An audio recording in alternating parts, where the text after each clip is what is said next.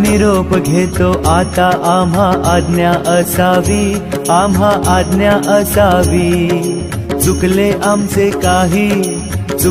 आमचे काही, त्याची क्षमा असावी. लागले भजन आम्ही नमितो तव चरणा, आम्ही नमितो तव चरणा. वारुणिया विघ्ने देवा रक्षा. तुम्ही पाहिलं असेल की दरवर्षीप्रमाणे आम्ही आमच्या गणपती बाप्पाचं विसर्जन आमच्या घराच्या बाहेरच केलेलं आहे. आम्ही दरवर्षी पर्यावरणपूरक म्हणजे इको फ्रेंडली गणपती उत्सव साजरा करतो. गणपती बाप्पाची मूर्ती ही मातीची असून डेकोरेशन सुद्धा कागदाचं आहे. आणि अशा प्रकारे या गणपती बाप्पाचं विसर्जन झाल्यानंतर या मातीतनं आम्ही कुंडीमध्ये बघा तुम्ही वेगवेगळी रोपं लावलेली आहेत.